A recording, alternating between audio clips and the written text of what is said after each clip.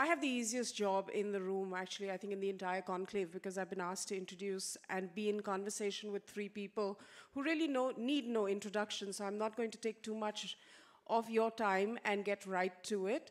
Starting with, of course, Chef Vikas Khanna, who really did the crossover much before Priyanka Chopra did, and I don't mean your good looks, Chef. So it's really lovely to have him here with us. As you saw, that's his debut film, which he has written, directed, and what else, Chef? Everything, right? Pretty much.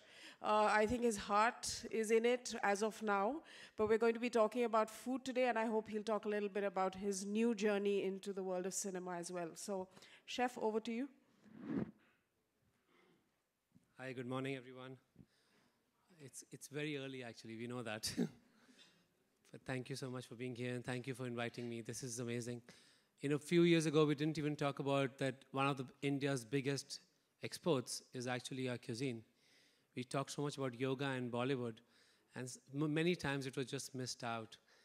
And the last decade or so, with the rise of chefs like Manjit, Singh, Gill, and restaurateurs like Rohit, it has really put us on the map where it cannot be ignored anymore, that the food has been extremely essential of introducing the world to India. So many times you had people in the restaurant who said, first-time eaters of Indian cuisine, and they were New Yorkers, wealthy, and they said, we've never tried Indian food because we were always scared. I don't know, initial projection of the cuisine, I'm sure Chef will also agree on that, was very limited. It was very difficult to even break into the market beyond $8 or $10 buffets or curries. And everyone who's lived in New York can vouch for that. It was only the 6 street restaurants.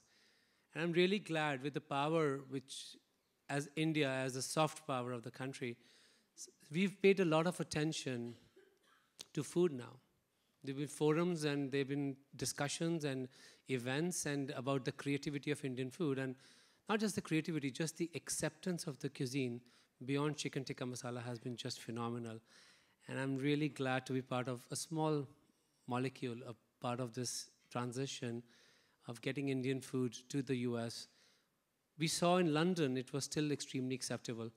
And it was very amazing that most of the Americans, for them, the first introduction of Indian food was not in America, it was in London, because they couldn't escape it. And they had friends who would force them to eat Indian food. And then they will have Indian food in London. And we've always got the second chance in America when they came to your restaurants, whatever you were running at that time, and events you were doing, and people were petrified initially. And I'm really glad that, the push actually started back home when you had Bokhara becoming the center stage of Indian cuisine. And Americans would refer to Bokhara or Indian accent in New York. So it became really, in New Delhi actually more, but it was really interesting that it started getting pushed from London back to India, where it actually belonged.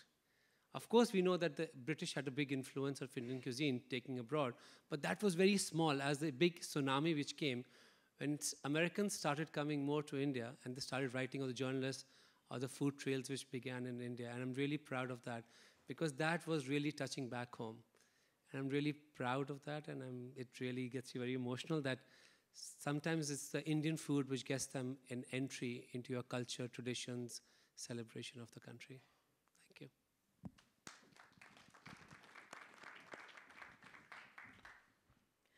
Next up is Rohit Khattar, who, interestingly, I met for the first time many years ago now. God, we're getting old. But we met over a discussion on films because that's his other passion. So the first time we met was not about food, but was about movies at the Oberoi, Mumbai, if I recollect. And of course, he's a maverick. Knowing him personally, I know he has an idea a minute. It could be about the next big restaurant idea. It could be the big next film idea. And just to be around him is to always be inspired and always be driven, and to always think ahead and into the future and into vistas that you didn't even know existed. So I've really drawn a lot from my friendship with him, and please. Thanks, Advaita. As she rightfully said, I'm a jack of all trades and definitely not a master of any. There's far too many ideas and too small a lifetime. so I've enjoyed the journey. I do a little bit of performing arts and art and culture and habitat. I've taken a lot of programs, theater, music, dance, mainly to the UK, almost as a pretext, as a marketing ploy for my restaurants because I enjoy doing it. There's never really any money in performing arts, as those of you out here, my friend Jonathan knows. You've got to really be passionate about it. Where do I begin? So I studied in the US and I came back and I was bidding for this place called India Habitat Center. It seemed to be a massive red building and they had a very nice conference stage. And there was a great opportunity to somehow convert that into a cultural venue, which we've been fortunate enough to do. It still is a compromise of a stage for those of you who have actually performed there. We managed to really make it into a modern landmark of Delhi. As I mentioned, I started taking a lot of art and culture overseas. However, the interest always was to take Indian food outside, and we opened a restaurant called Chor Bazaar. I had this restaurant which was based on a thieves market idea that I opened here in 1990. Took it to London in 1997. And in London, when I entered, I recall most of the restaurants there, which were called Indian, were actually owned by Bangladeshi immigrants, mainly from a place called Sylhet. The cuisine was very, very typical. There were basically 3-4 curries, which didn't even exist in India 20 years ago, or maybe used to exist. And they used to have Vindaloo and Jalfrezi and Rogan Josh. And then he used to dunk various meats and proteins into the same 3 curries and serve it. Chor Bazaar was traditional Indian food. I actually saw the modern Indian restaurants coming up. I saw the way pre-plating was happening.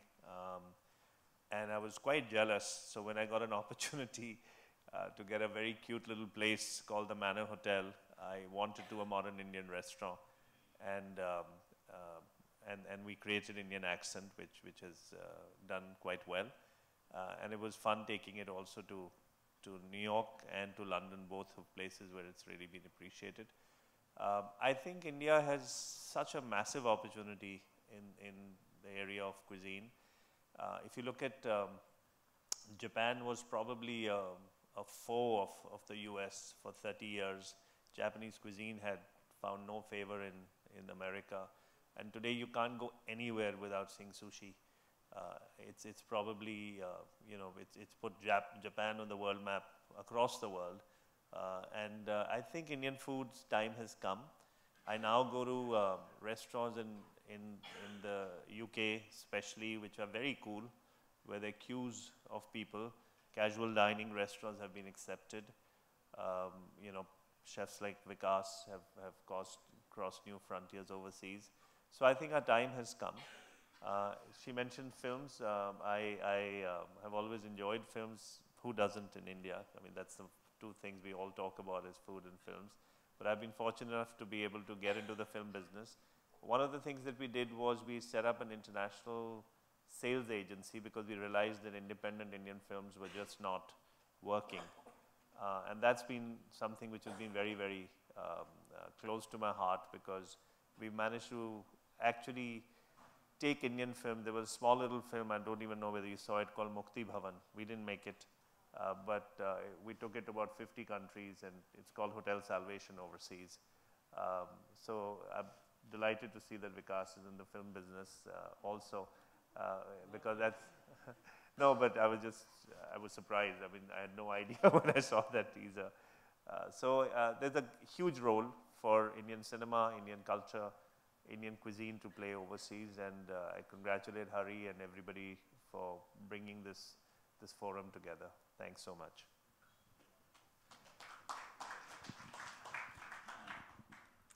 And finally, Chef Manjit Gill. I'm also from the hospitality business. I went to the Oberoi School, And of course, chef was associated with another company who I shall not name for many, many years. And he's somebody I've known of since I started my career in hotels. I was with the Oberoi School, and for us to regard and revere somebody in the food business who was not from the Oberoi family was a big deal. So he's just somebody who's been a legend for decades, and certainly somebody I knew from day one in my career in hospitality. And a small nugget, you know, I was telling Chef earlier, I moderated a session with him a couple of years ago, and during that session, there were some chef friends of mine who were on that panel, who are usually very verbose, can get acrimonious, very opinionated, very forceful, as chefs usually are. And I was alarmed because when we had the session, those chefs were absolutely silent. They would just nod, say yes, say no, and were not talkative at all.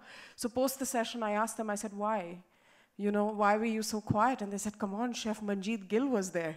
So he's almost like the chef, not the whisperer, but more like the chef silencer, because he just demands so much respect in the industry that most people don't really have much to say when he's around. So, Chef, over to you. Thank you very much for your kind words. I'm very happy to be here, and always keep looking for these kind of opportunities that where there is the opportunity to talk about food of India. And I very strongly believe that, you know, we are little bit, the world doesn't know about us, about food. It's only because we had, our values are such, our bringing up is such that we always thought that food is given by the Almighty. And it is not a commodity to merchandise or to sell. So we never talk about our food so much. But I think the time has come now, we have to very aggressively move forward to talk about our food, the goodness of our food, the philosophy of our food, the fundamentals, the principles of our food. And I think that will be a great contribution to the rest of the world when they will understand the science of our food, which you can say as a part of Ayurveda, which is we deal with the food. And I think we will do a great service to the world if we make them understand the Ayurvedic values. And they are scientific, it's universal. It is not that when we talk about Ayurveda food, you have to come to India and cook Indian food to have Ayurveda food. It is a science which is universal, which can be followed any part of the world. You can cook your own regional food, but under this fundamentals, principles, guidelines, and the philosophy what is given in the Ayurveda. So I think the time has come. Very happy that the food is now discussed in these kind of forums. And I'm sure very soon, which we are trying to struggle for a long time, that food is going to be an intellectual subject to discuss and talk. It is not only a cookery. Mostly when we talk about food, we come onto the cookery and we come onto the gas range and a pan. But that's the ultimate result. That's the finale of the knowledge and the science you have. That is the result of that. If you don't understand the science behind this, don't understand the philosophy behind it, then that cookery in the pan is also not the right thing. That is why we are not able to make people understand that what is our food. So the time has come, and I think we should very strongly, till now we always felt food is the manifestation of the God, and it is for to worship. But now we have to, I think, teach the whole world, put our things into a proper into a structured form. And I think it is not the job of only the chefs. Somewhere in India, we have left the food onto the chefs. I think it is a responsibility of every person who, whether they are scientists, whether they are scientists of physiology or the doctors or the nutritionists or the Ayurvedic doctor practitioners, any engineer, any kind of engineering discipline, everybody, the whole science has to come together to work on the food, to find out how ways and means we can produce the food in a right way as per our principles and the guidelines. We need, in a modern time, with the technology, we have to, when we talk about, I like to say that when we talk about Ayurveda or we talk about traditions or we talk about the food, it doesn't mean that I'm talking or I'm trying to take you to the past. I'm talking about the future. That how we have to go into the future with technology. That the Indian engineering disciplines have to come and work, understand the food and create the equipment, create the tools, create the, like we have to understand that the Indian food, our style of cooking, on what kind of a heat it is cooked. It is on conduction, radiation, or convection. So all three things are different. Equipment is different. So it is not only that the chefs or the cooks has to do on the food. The whole nation has to join together. And every discipline has to contribute. And every science, whatever development they have done, they should see that how their research of science can be applied into the food so that a common person, every citizen of that country and the world get benefit with that science. I think that time has come now.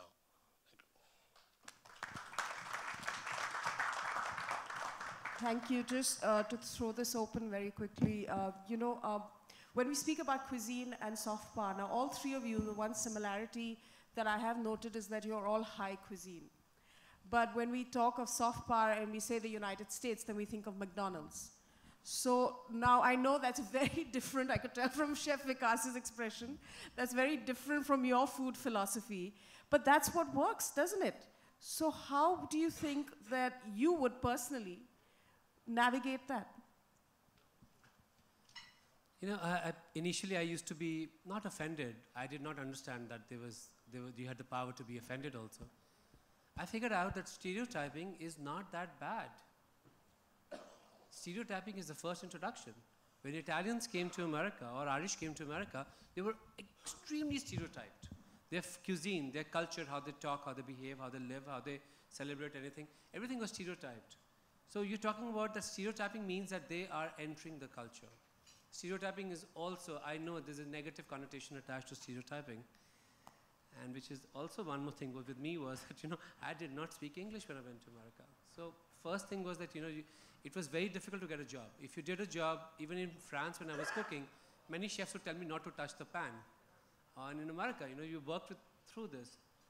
So empowerment is very necessary to break the stereotypes. When you become comfortable in what it's okay. It's okay, butter chicken is stereotyped. It's okay, at least they know about butter chicken.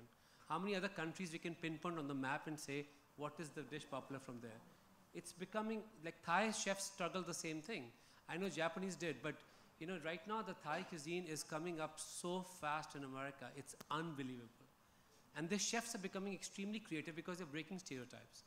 So then you need to have a pot in your house to break it first. So I think it's okay. And it's not against you. It's just that people are understanding and they have started speaking your grammar, which is a hard thing to do.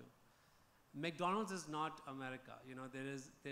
I know, I completely understand that many people associate McDonald's to, and when you talk about American chefs, but America has just McDonald's. I'm like, it's okay, they're stereotyped. It's helping them to enter the American brand into the world.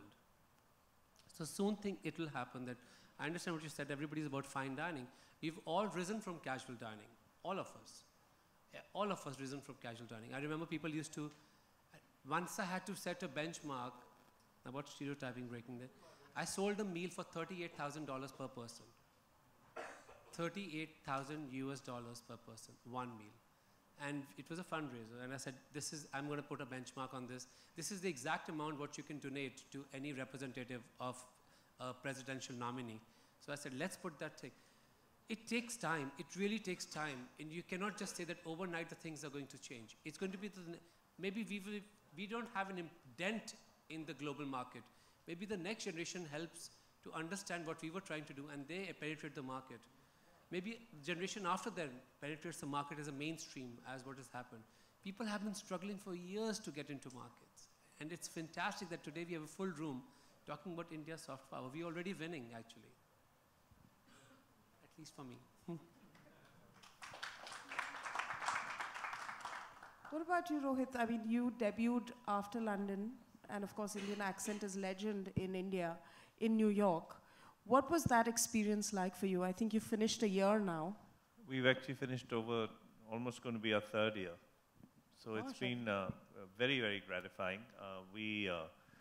I entered that city with a lot of trepidation. It's a difficult city especially for an Indian company to come into. It was very challenging. But I'm very happy to say that out of all 3 restaurants, and all 3 Touchwood are doing well, New York is actually the most successful. We broke the glass ceiling to some extent. We're at about $130 per head for dinner, which takes Indian food to a different level because Indian food hasn't really been able to reach that kind of level so far. So we've been very, very fortunate. I'd like to actually get into fast casual and even quick service in America. I think there's a great opportunity out there. I was talking to one of the top chefs in America, a guy called David Chang, and he'd actually predicted that Indian accent would fail. That was 3 years ago when I went in. I was very demoralized, and he said, "Listen, I'll join you. Let's do Indian fast food. I don't think you should do $100 per head Indian restaurant at all." And I was pretty worried when he said that, but so far so good. I don't know, maybe his prophetic words will play out one day, but right now it's doing okay. What's very interesting is that 11 Madison Park, which was #1 on the list last year, I think this year they may have slipped, has dosa on the menu. Jean-Georges, one of the legendary chefs, is also serving dosa. Now, dosa is one of the most humble, it is a street food, and they've actually elevated it. They've put dosa on the menu, both these restaurants, which is fascinating. So Indian food, I think, has come into the mainstream now. It is something which over a period of, it's taken longer than expected. And like he rightfully pointed out, there was this whole innuendos about Thai food being cheap. And it is getting elevated, but people know that they will only pay that much for Thai food. And that's what has been happening for Indian. But it's changing a lot. In fact, more so in London. London, some of the top restaurants are Indian, and they are, at a fairly high price. New York, there's just a few, Vikas's, mine, that have actually broken that glass ceiling. But it's going to happen. And I think the great opportunity actually is in quick service. Nobody's done that. There's no Indian chain in India, a chain of Indian fast food in India. Forget about around the world. No, I remember when I was a student in the US, and the closest I used to get to any kind of Indian food was Taco Bell and the burritos, because they would feel like our, rolls. So, with lots of hot sauce. So that was an experience that I had very often. And I know, like, even an Indian accent, we have this hard candy for our foreign guests, which is very typical to India, called fatafat. And you serve that as I don't know what, not in a amuse-bouche, but by the end of the meal, sort of. So there's a lot of familiarity in, although you do high cuisine, in terms of what you bring. And I'm looking forward to the quick service restaurant, because I think that's the fastest way to really mainstream cuisine in the way that we look at it. And Chef Gill, we were speaking earlier, and I was very keen to talk about, of course, ITC kitchens, because who hasn't carried those dal makhani cans with them when they go back wherever they come from, and pop them open and heat them. But you said, let's look to the future, because you said food is about the future, and I thought that was very profound, because it is about the future, really, food. You see, when we talk about the food, and I believe that, like, basically, if we suppose opening a restaurant, and we are making a menu today, we are not making the menu keeping the past in mind. We keep in mind in the next 10 years that how the diner is going to change, how the food habits are going to change, and how my menu can run for next 4 or 5 years. When menu, I'm saying it's not the dishes keep changing, but the concept. So you have to think about future when you talk about food. And if we have to talk about food and improve the food habits or disseminate the knowledge down the line, it is to the youngers, not to the older people. They have enough knowledge, they might be having, but it is for the younger. So when we talk about food, we talk about food for the future. So that is what I keep stressing on, that that we have to talk about the knowledge of food. We have to disseminate that knowledge to the people, to our own people and to the rest of the world also, if it is right. Because if we see, it's a maybe a coincidence or whatever it is, but in an ancient time, our food has evolved, on two pillars. One is wellness, the other is sustainability. Isn't that the concerns of today? Both are the concerns of today's world. But our food has evolved on this. See the soft power, and the biggest soft power is the knowledge. Not the physical things here and there, it's the knowledge. This is going to be the superpower of the world. If we can understand our food, if we can understand the philosophies behind our food. So, and this is the future. And that science was the wellness and the sustainability was correct that time also. It was absolutely right that time in the medieval time, now present also, and I'm sure it is right for the future also. The world is struggling for these two things. But there are hundreds of examples. There are hundreds of, reasons you have in our science that how the food to be made sustainable. Like for example, I was just talking to my friend yesterday also. These days a lot of flowers have come on the food. A lot of flowers people are using on the food. And many people think that in India they don't use flowers. But every act in our cooking is to keep the harmony with the nature. Flowers look very pretty when they are on the plant. Not to eat that time. When flowers are not good for the plant, they are dying. India use all kind of flowers. But they make sherbets, they make relishes, they cook with the food. Every flower is used, which is edible flower. But not as a flower on the plate. That is sustainability. And that is from the ancient time we do that. And we have hundreds of recipes where flowers are used. Seasonal flowers, when they finish their season, and then they are used in the food. Not when they look pretty on the plants and they put it in the plate to eat or waste. So that is the future. So even in Indian food, we can go into the future, we can think about the future with the hundreds of examples what we have in our gastronomy. And there was one other thing that you said, if you could tell us a little briefly about that, which I again thought was very beautiful, was about the philosophy. In the West, of course, we have this concept of soul food, but then you spoke of our own cooking methods where there is approximation and everything is a pinch of this and a pinch of that, and it's all really in the cook's hand. There isn't any measure as such, and how that links with our philosophy, really, doesn't it? You see, I'll just tell you in one sentence the gastrosemantics of Indian food.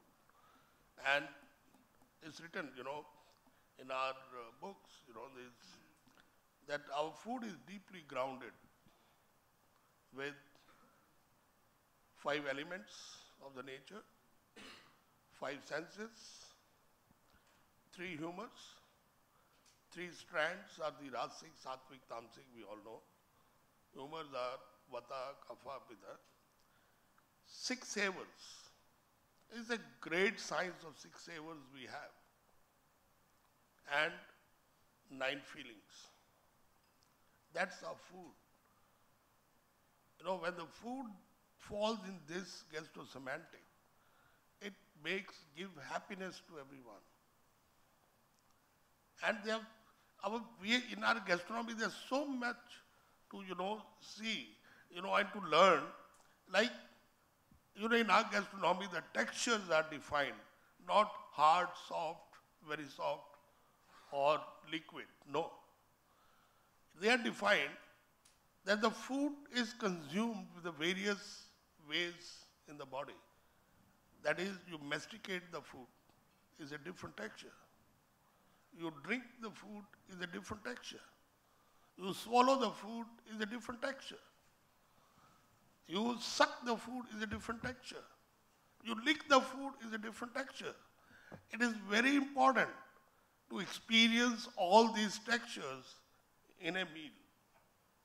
Your body gets the satisfaction.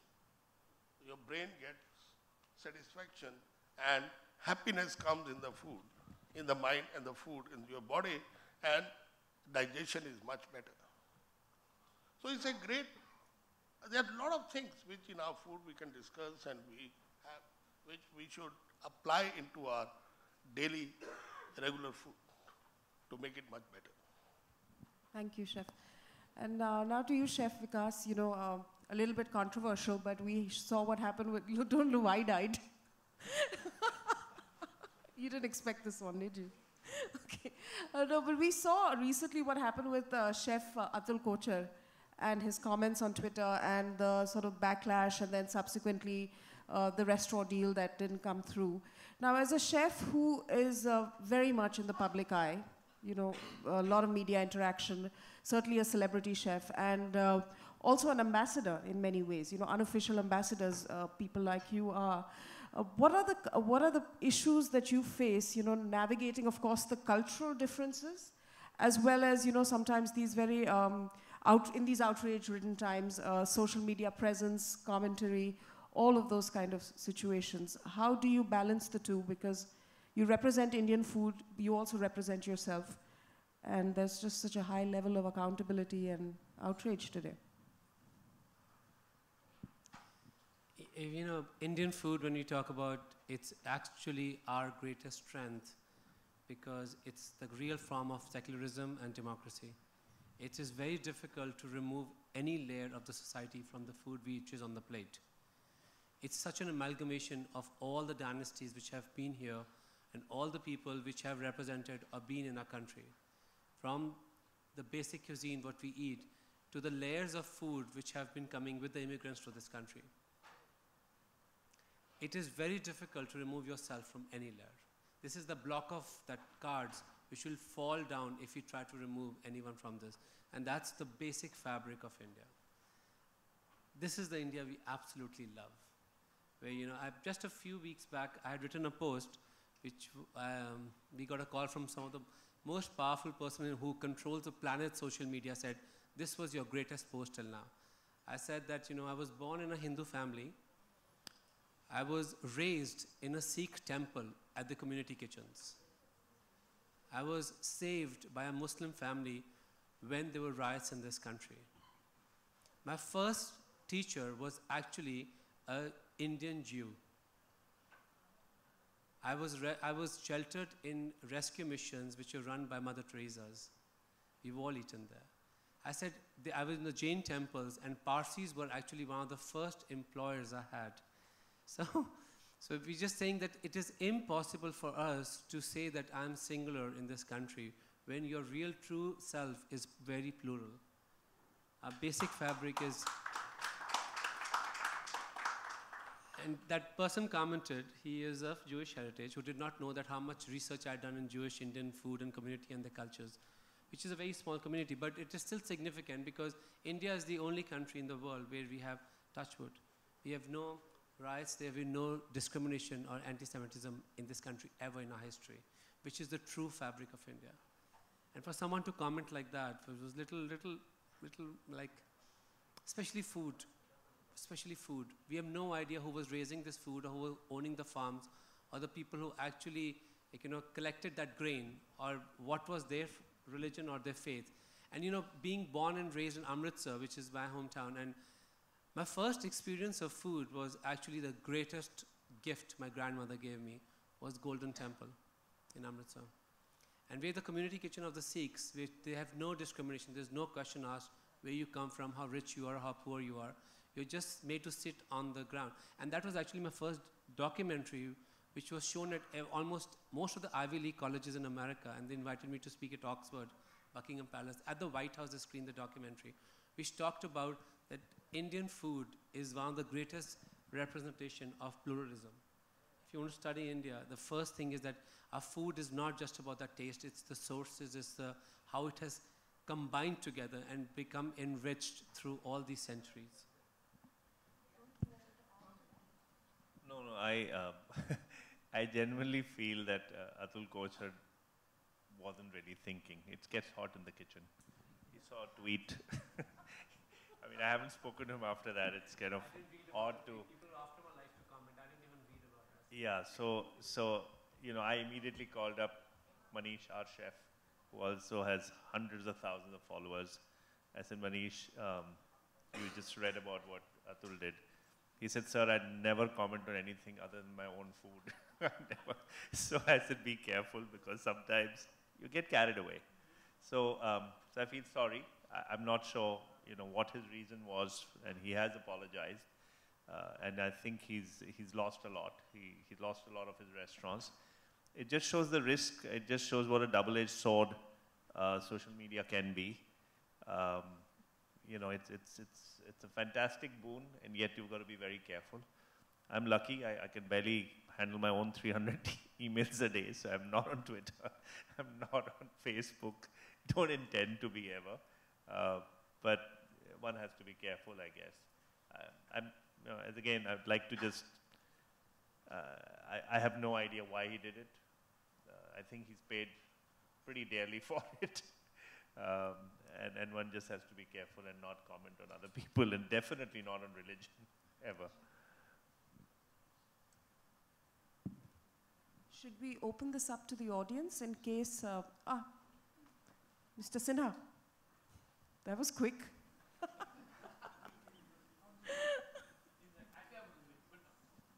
Thank you for the lovely thing. Just a question. It's a doubt because having eaten Indian food outside, which I normally avoid, the Indian food the philosophy is different. So we don't have this concept of plating. In the West, I order a dish for myself, she orders a dish for herself. We get the tandoori chicken and the kadhai paneer and split it up and eat it. And in order to therefore develop and eat your lovely golgappas, which are 1 inch by half an inch,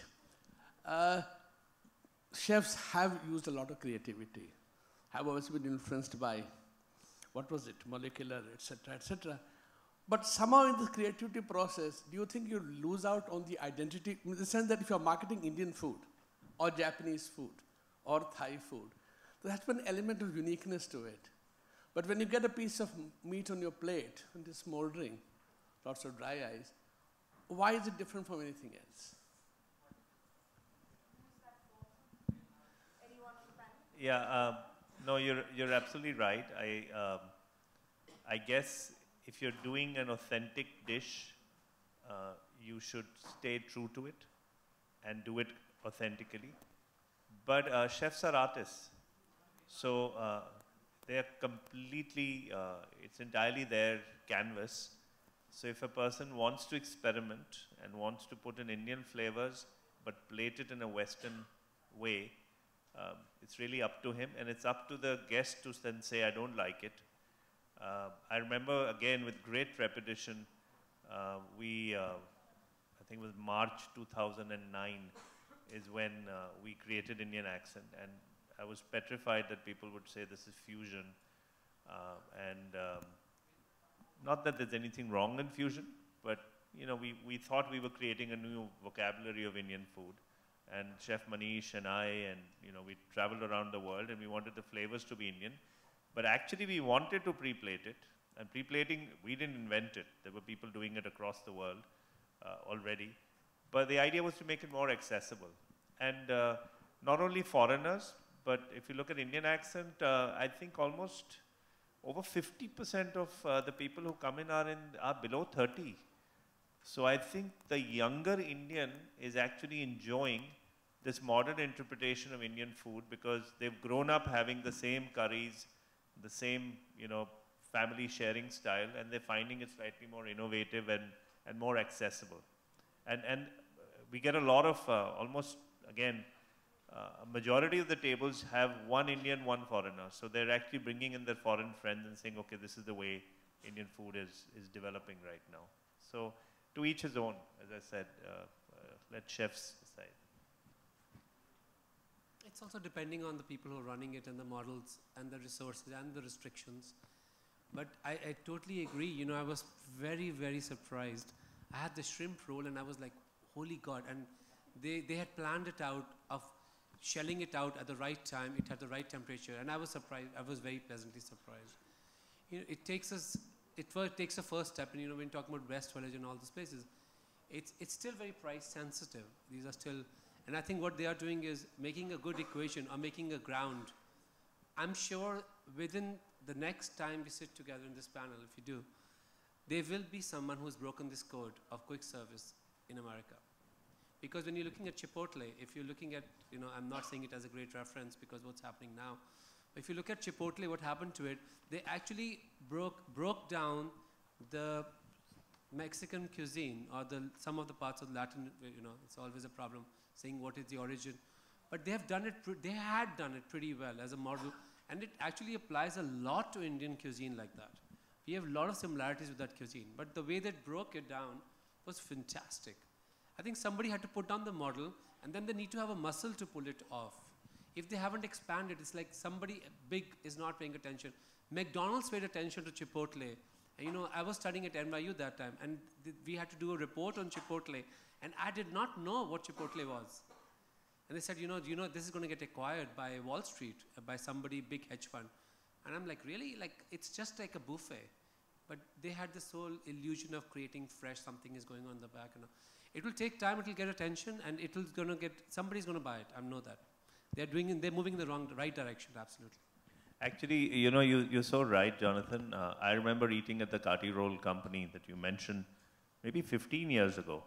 And I often wondered why they didn't. Then I saw them in London, and I was very impressed, and I said, okay, they've opened. But now they've only had one unit in London. So Vikas is right.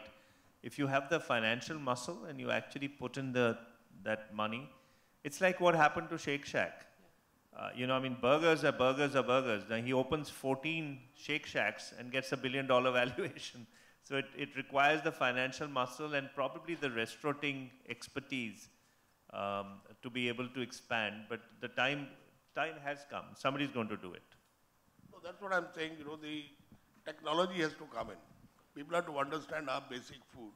And then the technology has to come in so that the food can be produced not only by the skilled people, or the skilled people are only the central place, but the outlets can be run by the non-skilled people. But the technology takes over that. That's what we have to create. So that's what I mean to say is that all the science people, all the engineers and everybody, the doctors, must work on that how we can take Indian food to the masses. And in all service design, whether it's a fast food, QSR, or a fine food restaurant, or the casual restaurants. Your dal makhni is really good, by the way. Your dal makhni is wonderful. Thank you very much. Just a quick question about down the recipe you want. you know, proprietary, you know, ownership. Like, for example, cheese or wine. You know how it's associated with the French. And I know with, for example, feta cheese. I mean, countries went to legal battle over it. You know, over provenance. Is it possible to do that with India, you know, in terms of, you know, like our turmeric lattes, we never thought of that, but they were a rage. So are there products that we have, Chef? Sorry. In history, have you heard of any time in human history where India's gone on a war for something? Historically, India's never been on war for anything. It's never attacked any country for war till it's attacked. But I think there would be a time when people will talk about this legal. I remember, Chef, the whole thing was Rasgulla between Odisha and Bengal. And they kept on fighting. Yeah. It was interesting. At least people want to have the pride of heritage. It would happen. And what we just spoke about, Kati roll, we just increased the equity. In this room, we spoke about them, we multiplied the equity. This is what happens. This is exactly what happened to Danny Meyer. The equity was much bigger than the product. In that little Madison Garden, when we used to stand for 2 hours for the line, and we used to curse them that, you know, this is terrible, but we would not leave the line, equity. And we come back and we had the burger, we complained half an hour, and it took us 2 minutes to finish the burger. And it's like, in the freezing cold, New Yorkers who don't wait for anything, they don't even wait to take a picture with a celebrity. Like in the restaurant, Tom Cruise is sitting. People say, I have no patience to take a picture with Tom Cruise. It's like he's sitting next to you. No, but they had to wait. That equity was worth $1 billion, Rohit, I think. That was worth. And that is soon, you said there were lines outside Kati Road, equity. It means people will pay attention. Eventually, when the sun doesn't need to announce when it's rising. Eventually, people will draw the curtain, do anything, but the sun has risen. And that's going to happen to these small mom and pop companies which are working so diligently.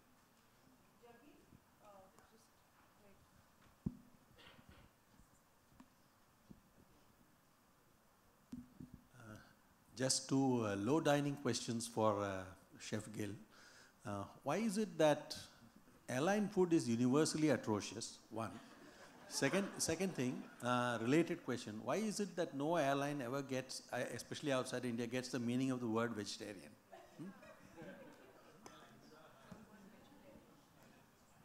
That's a very interesting question. And I try to answer very quickly because otherwise it's a very long answer for this. You see, somewhere you forget about airline. You go to any restaurant in India for vegetarian restaurants or non-vegetarian restaurant, there is a vegetarian dish. And you will surprise that we people are working so many years, even Mr. Khattar, it's very difficult to make vegetarians happy in a catering business. Very difficult. It is only because we don't understand vegetarians. You will be surprised that since birth I am a vegetarian. I only taste meats, but I understand vegetarian very well. The food is cooked by non-vegetarian cooks. Vegetarian food is cooked by non-vegetarian cooks in the catering. That is the reason, and non-vegetarian cooks doesn't know how to cook vegetarian food. They are two different cookery. One has to understand that. And that is why if you go to even today, you check from now onward, even in a 5-star hotel or in a restaurant or a small place, if there are about 20 to 24 dishes of vegetarian, there will be 12, 14 paneers with different names. Malai kofta, labab dar, ye dar, wo dar, whatever it is. But there will be 12, 14 paneer dishes. And if you ask me if any vegetarian is here, true vegetarian, they don't like paneer. They don't like paneer. After paneer, then there will be one item will be in that round the year is mixed vegetable, which we vegetarians don't know what is mixed vegetable. We never cook at home. We never eat. Then there will be 3 or 4 mushroom dishes. Vegetarians again doesn't like mushrooms. Happily. Then there will be now recently the 2-3 items more has come of corn, American corn. And then there will be a dal. And somewhere then in the menus, and maybe in one of my hotels also possible, that people have forgotten about the dal. It's written black dal and yellow dal. What does it mean? What is yellow dal? It has to be moong, it has to be masoor, it has to be, chana dal, it has to be tur dal. We are a country of lentils. But that is the situation of vegetarian food in the catering industry. We have to change it. We have to, understand. And the people, and the best of the chefs, they say, oh, people like this food, that's why we cook it. No, you don't offer them the food. If you offer them the food, you offer them the seasonal food or the vegetables, they will definitely order. And mind it, India, the rich people are vegetarian. You can make a lot of money from them. If you really understand them and serve them the food. If anybody wants to see the example of this food, must go and check the vegetarian restaurant in ITC, Chennai, Grand Chola in Chennai. See that restaurant is based on Ayurvedic principles and a vegetarian restaurant. Experience that and we'll see. Chef, one more thing is there. When I was running Purnima, it was in Times Square. So I said, let's focus on vegetarian food. So somebody said, let's hire a vegetarian chef. So we hired a vegetarian chef. It was so difficult for him to work. Oh, you can't put chicken here. There was more trouble in the kitchen because he would not touch non-bread dishes. This refrigerator is mine, this is mine. But it was like, he was the best, you're right. he had more empathy, that was, I figured out. He had more empathy toward vegetarians. And that was a good thing. But on functioning wise, it was very hard to function with him because he had problem with spoons also. You just this, that. But in the real running kitchen, it was very difficult. But because it is difficult, so, but we have to do that. Yeah. Otherwise, we will not be able to. We have to. And it will pay you back. I guarantee you it will pay you back. But if you can communicate to people that how much care you take of the vegetarian food. But I loved those 2 months he was in the restaurant, then he had a fight, he left. But those 2 months, you were right. The energy in the vegetarian food was amazing. He would just make cauliflower fresh in the afternoon for lunch. It was possibly the best cauliflower made on low heat, the way we used to cook at home. He used to make the best okra. He had only 6 dishes. And people really, especially Americans, really appreciate that food without the big sauces and everything. Because the non-veg chef, he would put sauce in everything, throw. And even how much you would fight and control that. But you're right. There has to be a time when you have enough funding to say that, this is the vegetarian section of the kitchen, and we're going to run it diligently. And I assure you, you're right, because of the energy they give to the food. The non-veg, somehow chefs feel the vegetarian is inferior somehow, and they just discard it. And this was very torturous for you watching kitchen run like that. But eventually I'm sure we'll take a stand and this would change. That's the other thing, veganism is really picking up in the US. I mean, veganism is really picking up in the US, and I know Deepika is here, so she's clapping already. And I think we have a lot of vegetarians in the audience. But why do you think that is? Because here we always seem to be debating meat. But in America, veganism is the big. We actually have a vegan tasting menu now at all 3 Indian accents. Such a massive, massive market. Massive market for vegan.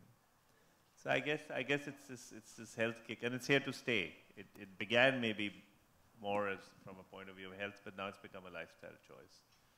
So we'll have to adapt to it. I think a little differently, with all respect to the vegan. Vegan is a new phenomenon. Is a new fad or whatever. It might be a reality, I have no idea. It might be a reality, I have no idea. We might know after 50, 60 years or 100 years that it is the right thing or wrong thing. But the vegetarian Indian way is established from centuries, which is good for health. Now, in food, with all respect, in food, no research or no facts get established in 30, 40 years. It takes time. Let one generation pass through. Let's see the effect on the next generation with this food, what happens. So, with all respect, I'm not saying that, but we have to see that with time, that it is right or wrong, because there are a lot of things. Incidentally, we all know nutrition has become a science only last 60, 70 years. There was no science called nutrition. But we have that science here. We have done those steps. From generation to generation, things are trialed and tested. But the science is new. New things are happening. New things are coming. Let's see. Let's wait. Let's try them also, with all respect. But don't just reject your own traditions also, which are established from generation to generation. We're wrapping up, but I'll just get questions from the ladies, because, so could you all just quickly stand up, ask your question? And then Shobha, and then here. You mentioned Chipotle, and I noticed that there's a couple of chains that are Indian-based on that model, where you pick your base of rice and roti and then move on to protein and et cetera. What is the scope possibly of that sort of model coming to India as a Western chain, but with Indian theme, to maybe compete with the McDonald's that have come to India and are taking up market share? Okay, and the next question, and then we'll just combine all 3 and ask the panel to answer. Namaskar. There are 2 types of food prepared: household consumption and commercial food. The commercial space is overwhelmingly led by the males, where the female gender occupies near 100% household cooking. So what are the reasons for such a skewed gender ratio, and how can we overcome it? Like fashion designers. But this is the last one. Oh wait, one, okay. We've got 2 the ladies, I'm a little gender biased, sorry.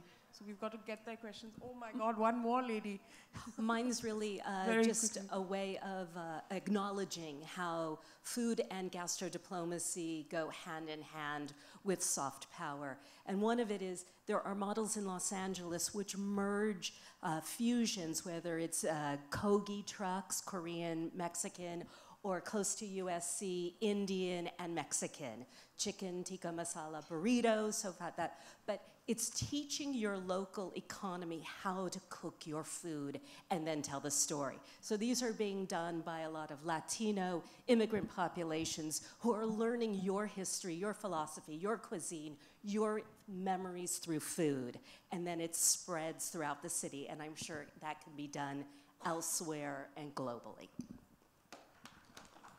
Thank you.